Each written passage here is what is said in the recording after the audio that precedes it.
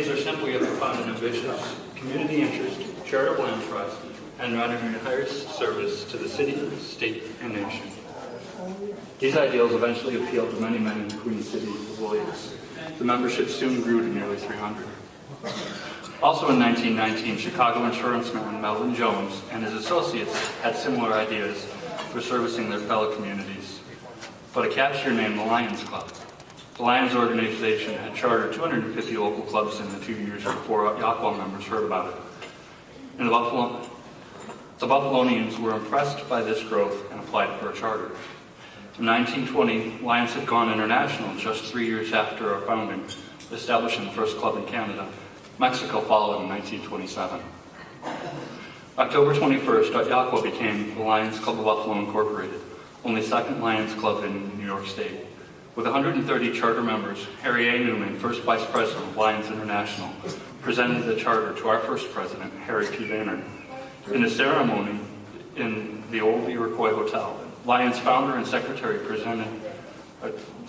General Melvin Jones was present for the occasion and signed the original charter presented before you this evening. As the Queen City was subdivided into 7 Lions service areas in the later decades, the term Host Club was added to our name, so many call us the Buffalo Host Lions, signifying the first club in the region. In 1925, the Lions International Convention in Cedar Point, Ohio, famous educator Helen Keller, who was blind and deaf, urged us all to become her Knights of the Blind, and in this crusade against darkness. Lions have made vision-related services a principal focus of our efforts, but since then have expanded the constituency to include deaf, another idea of Keller's, the hard of hearing, and other citizens with and without disabilities who may be in need. In the 1930s, Buffalo Lions are enthusiastic in pursuing service and fun. The records indicate picnics, dances, and dinners for the blind, plus annual Thanksgiving turkey shoots inside restaurants, not using live birds, but targets and BB guns with members ducking for the rickshaws.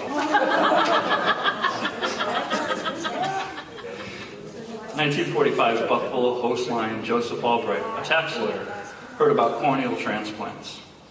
He led our and other clubs to form the Buffalo Eye Bank and Research Society Incorporated, one of the first 2 such eye banks in the world. With the help of Lions Earl Ferguson and Dr. Al Schreier, Buffalo Host raised over $10,000. It's about $123,000 by today's value, through creative fundraising by raffling off cars, refrigerators, motor scooters. Other clubs in the area contributed money and equipment.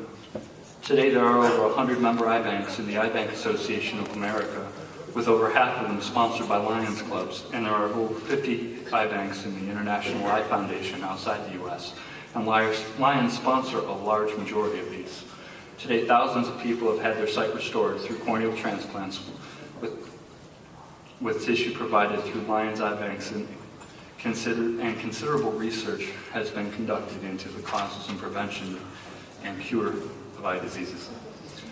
Around this time, Lions International, Uniting Nations, the ideal of an international organization, is exemplified by our enduring relationship with the United Nations. We were one of the first non-governmental organizations invited to assist into the drafting of the United Nations Charter, and have supported the work of the UN ever since. Late 1940s, Joe Albright invented a metal shipping container for human eyes that was still used by eye banks around the world until 1964. In 1951, in order to fund the Buffalo Eye Bank, Buffalo Host and 7 other clubs created the Lions Blind and Charity Fund Incorporated. Joe Albright was co-designer of the Lions Blind seals that are a key part of the fundraising. Half of all of the Lions Blind and Charity Fund's direct mail appeal funds go to underwrite the work of the Eye Bank and its successor. In the 1950s, the club was so active for a time that we had a paid executive secretary who managed the files and correspondence from an office in the Statler Hilton Hotel, where our weekly luncheon meetings often filled the ballroom.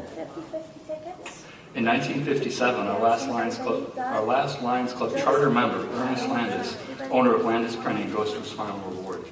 His successor leading the company, Donald Greer, was also a Lion until his passing, and Don's son Jim is currently a Buffalo Host Lion as well. From the 1960s to the 1990s, we continued many kinds of service to the community. In 1993, Buffalo Eye Bank and Research Society Incorporated merged with another tissue donation agency that was founded in 1981, Upstate New York Transplant Services Incorporated, retaining UNIC's more comprehensive name. If any of our guests are wondering if they know us, just think of the Donate Life signs and bumper stickers everywhere.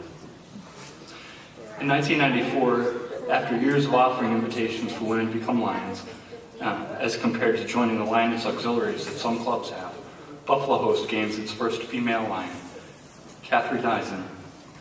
She met and married Lion Joe Graves in 1996, and they were the first couple granted family membership when the category was created a decade later.